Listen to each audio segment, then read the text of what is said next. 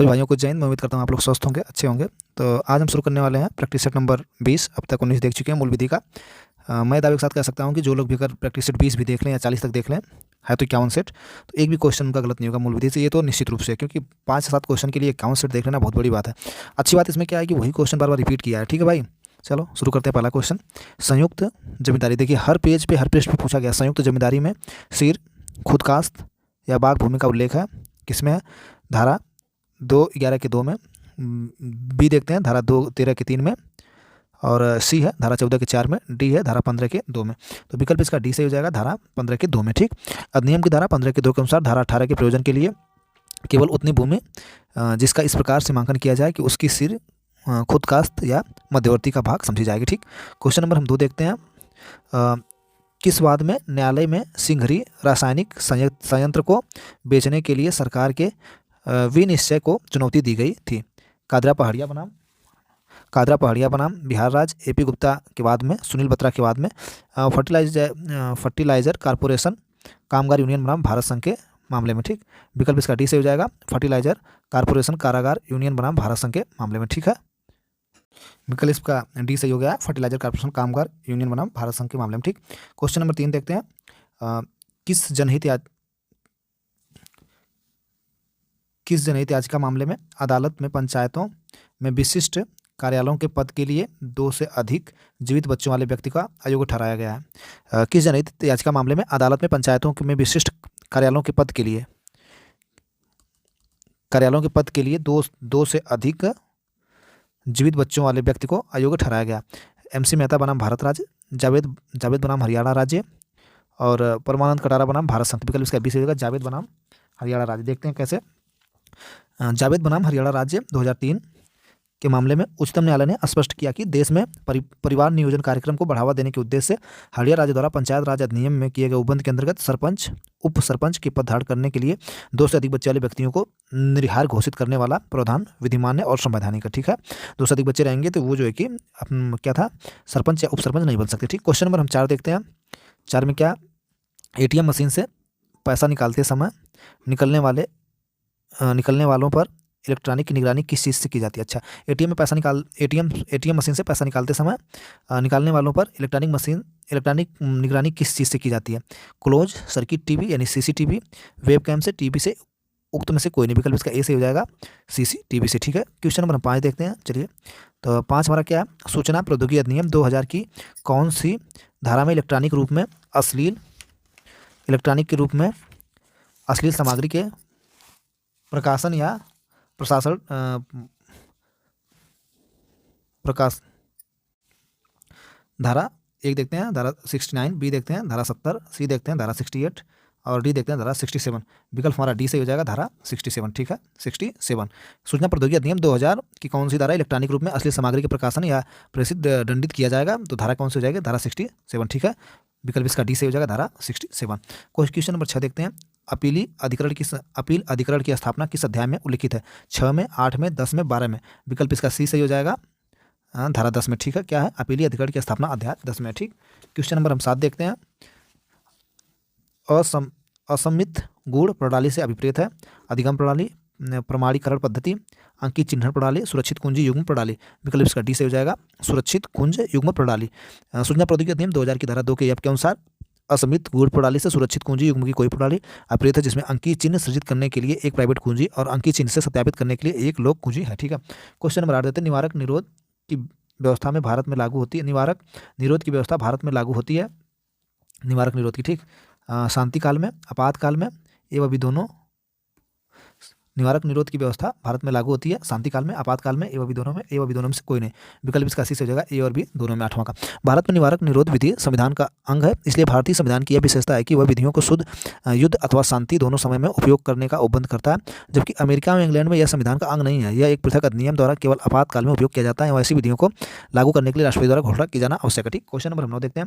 राष्ट्रीय सुरक्षा अधिनियम की धारा 7 के 3 के अधीन अपराध होगा, संज्ञेय होगा, असंज्ञेय होगा, दोनों होगा, कोई नहीं होगा? तो राष्ट्रीय सुरक्षा अधिनियम 1980 धारा 7 के 4 के अनुसार और 7 के 3 के अधीन प्रत्येक अपराध संज्ञेय होगा। ठीक है, विकल्प इसका ए सही हो जाएगा। अब देखते हैं अगला प्रश्न हम 10वां। ठीक,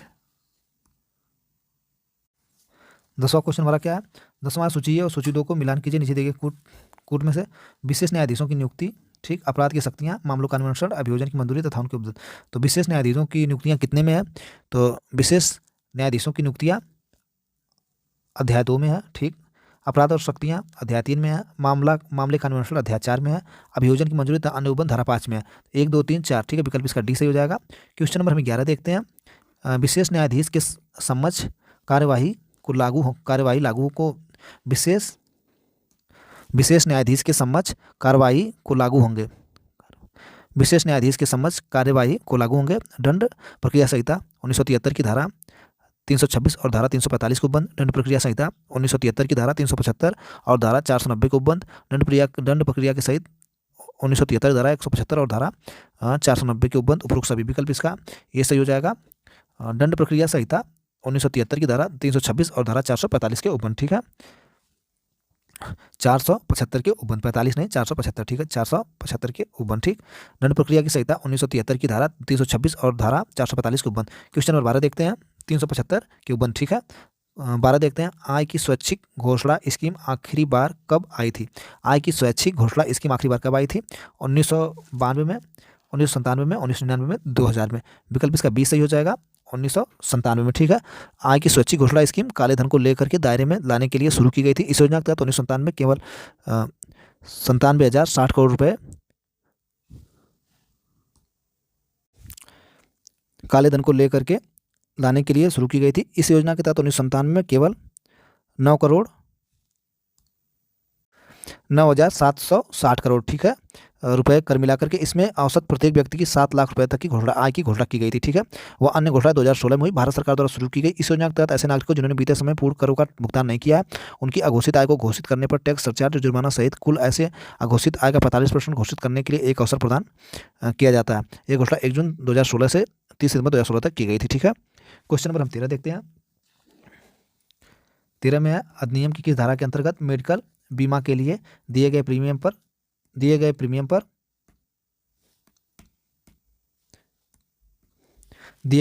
छूट प्राप्त है? धारा 10 में, धारा 24 में, धारा 5 के धारा 54 के ई 80 में, धारा 80 के डी में। विकल्प इसका डी से हो जाएगा। धारा 80 के डी में क्या है? अधिनियम की इस धारा के अंतर्गत मेडिकल बीमा के लिए प्रीमियम पर छूट है, ठीक।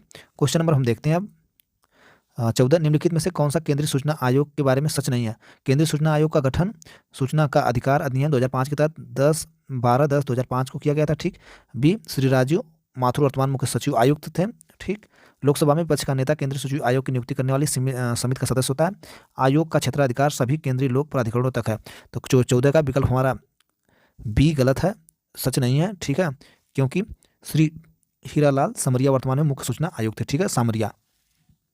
क्वेश्चन नंबर हम 15 देखते हैं। मुख्य सूचना आयुक्त, ठीक। मुख्य सूचना आयुक्त और सूचना आयुक्तों की नियुक्ति राष्ट्रपति द्वारा एक समिति की सिफारिश पर की जाती है। समिति में शामिल होते हैं प्रधानमंत्री, लोकसभा के विपक्ष के नेता, संघ मंत्रिमंडल का एक मंत्री, उपयुक्त सभी। विकल्प इसका डी से हो जाएगा, उपयुक्त सभी, ठीक है। क्वेश्चन नंबर हम देखते हैं 16 क्या है? सूचना से तात्पर्य निम्न में से किस सामग्री से है? ईमेल से है, सामुदायिक संविदाएं व नमूने से, रिपोर्ट से, उपयुक्त सभी। विकल्प इसका डी से हो जाएगा, उपयुक्त सभी। सूचना से तात्पर्य एक बार और फिर बता देते हैं। सूचना का अधिकार अधिनियम 2005 की धारा 2 के के अनुसार सूचना में सम्मिलित अभिलेख आ जाएगा, दस्तावेज आ जाएगा, ज्ञापन आ जाएगा, ईमेल आ जाएगा, राय, सलाह, प्रेस विज्ञप्ति, परिपत्र, आदेश, लागबुक, संविदा रिपोर्ट, कागज पत्र, नमूने इत्यादि, ठीक। क्वेश्चन नंबर 17 देखते हैं। मानवाधिकार में निम्नलिखित में से कौन सा अधिकार का होना अति आवश्यक है? राजनीतिक, सामाजिक, संस्कृति, आर्थिक, पर्यावरणीय विकासात्मक अधिकार, उपरोक्त सभी। विकल्प इसका डी हो जाएगा, उपरोक्त सभी, ठीक है। क्वेश्चन नंबर हम 18 देखते हैं। राष्ट्रीय मानवाधिकार आयोग द्वारा किसी भी रूप में प्राप्त सभी शिकायतें प्राप्त करने की तिथि से खाली स्थान के भीतर पंजीकृत की जाएगी तथा उन्हें एक निर्दिष्ट की जाएगी और विचारार्थ के लिए रखा जाएगा। 2 सप्ताह, 1 सप्ताह, 10 दिन, 5 दिन। विकल्प इसका बी सही हो जाएगा, 1 सप्ताह, ठीक है। राष्ट्रीय मानवाधिकार आयोग द्वारा किसी भी रूप में प्राप्त राष्ट्रीय मानवाधिकार आयोग द्वारा किसी भी रूप में प्राप्त सभी शिकायतें प्राप्त करने की तिथि से 1 हफ्ता के भीतर पंजीकृत की जाएंगी। उन्हें एक संख्या निर्दिष्ट की जाएगी तथा विचार के लिए रखा जाएगा, ठीक। तो इसका 1 सप्ताह सही है,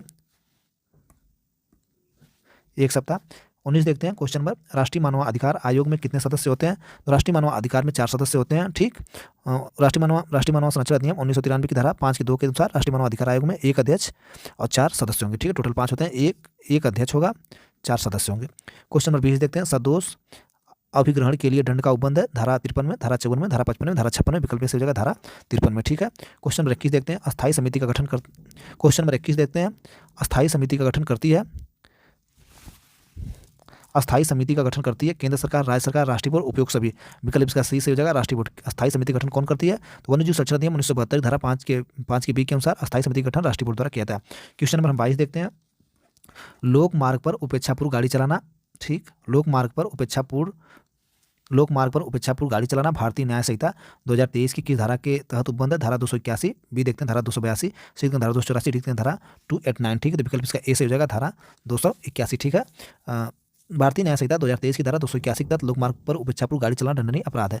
क्वेश्चन नंबर हम 23 देखते हैं। पर्यावरण प्रयोगशालाओं की स्थापना किसके आदेश पर की जाती है? केंद्र सरकार, राज्य सरकार, राष्ट्रीय हरित अधिकार, सर्वोच्च न्यायालय के आदेश पर। विकल्प इसका ए से हो जाएगा केंद्र सरकार। ठीक है। 23 का ए है। पर्यावरण प्रयोगशालाओं की स्थापना केंद्र सरकार के आदेश पर की जाएगी। अधिनियम की धारा 12 के अनुसार केंद्रीय सरकार राजपत्र में अधिसूचना ए देख लेते हैं। एक अथवा एक से अधिक पर्यावरणीय प्रयोगशाला स्थापित कर सकेगी केंद्र सरकार। इस अधिनियम के लिए अधीन पर्यावरणीय प्रयोगशाला में सौंपे गए कृत करने के लिए किसी एक अथवा अधिक प्रयोगशाला या संस्थान को पर्यावरणीय प्रयोगशाला के रूप में मान्यता प्राप्त कर सकेगी। क्वेश्चन नंबर हम 24 देखते हैं। इस यातायात प्रतीक चिन्ह का क्या अर्थ है? तो आगे रास्ता घुमावदार है। ठीक है। देखते हैं क्या है। अभी सुबह पढ़ाए थे वाला विकल्प इसका देखते हैं। बाएं ओर से आ रहे वाहन को रास्ता दें, गोल रास्ता, सभी दिशाओं से वाहन आ रहा है, आगे रास्ता घुमावदार है। तो विकल्प इसका डी से हो जाएगा आगे रास्ता घुमावदार नहीं, सॉरी, आगे रास्ता घूम करके, यानी चौराहा टाइप में। ठीक, आगे रास्ता घूम करके। क्वेश्चन नंबर हम देखते हैं 25 में क्या हमारा है? 25 में है कि मोटर वाहन संशोधन अधिनियम 2019